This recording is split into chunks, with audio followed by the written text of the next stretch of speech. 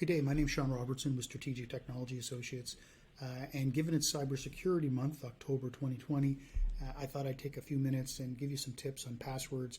I know you've heard them all a zillion times. This advice may be a little bit different and just may help you out quite a bit. So first I'm going to start talking about the myth of password complexity. Sounds boring, doesn't it? But trust me, it'll get better. Everybody thinks, or everybody's been told, you need to have uppercase, lowercase, make sure you've got a number and a special character in your password and make it at least 8 characters long, and then you'll be safe. Unfortunately, that advice cannot be farther from the truth, and I'll show you why. So we're going to use this site here, How Secure Is My Password, and we're going to use some example passwords that I've created in advance. So we've got this one here, which, as you can see, is just essentially a bunch of gobbledygook. I've got some uppercase letters, I've got some numbers, some lowercase letters, and some special characters. When I copy them and paste them into How Safe Is My Password, it says it would take a computer about 3 weeks to crack your password, which isn't a whole lot in the grand scheme of things when you consider it's not a person sitting there typing, it's just a computer running, trying over and over and over again. 3 weeks is a small amount of time. If I go back to our list, let me get rid of this here. I go back to our list, and oops, I forgot to make this a little longer. I'm going to add 2 more characters to this. So now it's 2, 4, 6, 8, 9, 10, 11 characters long. Let me go back in here and put this in. It now takes 400 years to crack just because I added 2 extra characters. So this original one was 9, one more than what people have been told. Most people are told 8. If I put it in here and make it so it's only 8 characters, it'll take 8 hours for that to get cracked. If I make it 9 long, it takes 3 weeks. If I add 2 more characters, it takes 400 years. The lesson here is the complexity is not really what matters. It's the length of the password. So if I go back here now, I'm going to take this as a password. This is a test password. I'm going to copy it, and I'm going to take it, I'm going to put it into this password tester. It will take 200 septillion years to crack that password. Now, I got to be honest with you, I have no idea how to imagine 200 septillion years. I don't know what that is, but it's a whole heck of a long time. And it's all based on the fact that the password is long. You look here, we've got 4, 5, 6, 7, 8, 9, 10, 11, 12, 13, 14, 15, 16, 17, 18, 19, 20, 21, 22, 23, 24 characters in this password. But look how easy it is to remember. This is a test password.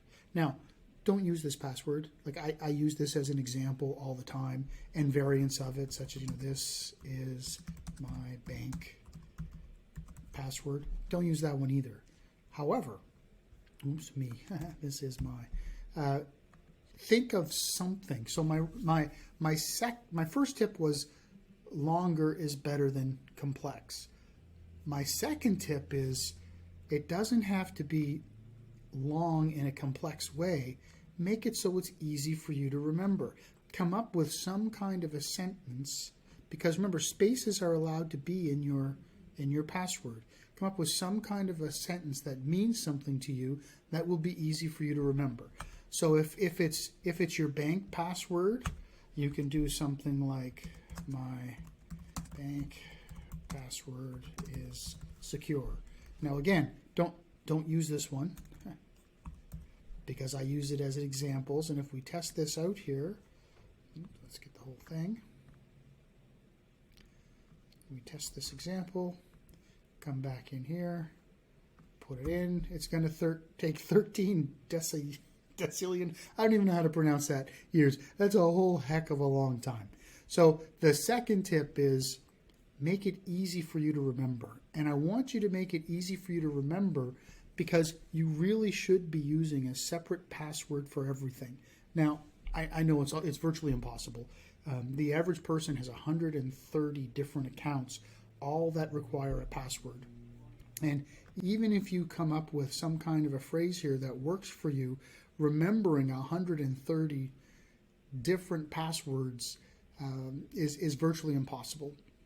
So the next thing you should be considering doing, if you have a lot, because I would like you to keep separate passwords if at all possible, is to use a password manager such as 1Password. Now, I don't particularly use this one, but I understand it's quite a powerful tool. And the concept here is you're able to log in with one secure password that you know that can be long and easy, and then you can have it generate other passwords for you for your other systems, for your bank, for your email, for Yahoo, whatever you're using it for, and it'll keep track of them. Now, the question I get all the time from people is, well, if they get in here, don't they get all my passwords? And the answer is yes, they would.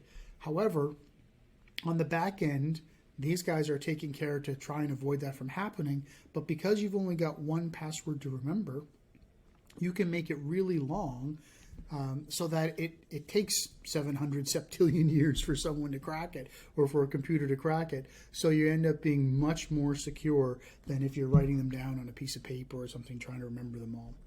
So if you're not going to use a password management tool, as much as I think you should have a separate account for everything, here's the rule. Your bank, your email, and work should all be different and different from everything else. So, for example, my Papa John's account, I don't even know what the password is. I reset it every time I go use it. But I share a password with accounts like that because I don't care if they get in. There's no financial implications. There's no personal information. So I'm not all that worried. And maybe I should be, and maybe tomorrow I'll have to be, but today I'm not. But if you keep your work, your email, and your bank totally separate from everything else, they don't get the keys to the kingdom.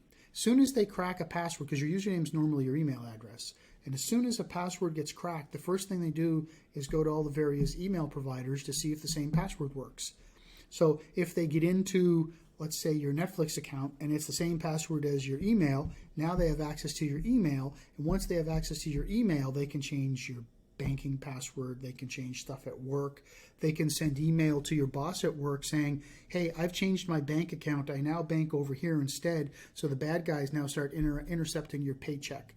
So keep your work one, your bank one, and your email one all different. If you can, though, of course, use a password manager and keep them all different. The next recommendation I have for you is to use what's called multi-factor authentication.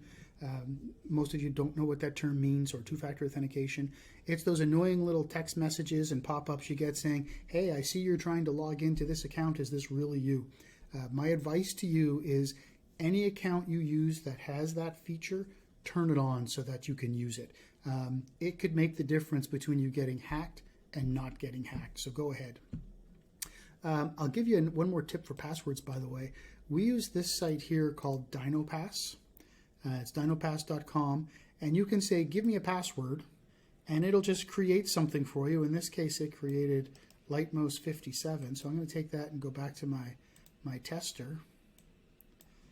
Now you see it looks simple, but even that password is going to take 3 years to crack.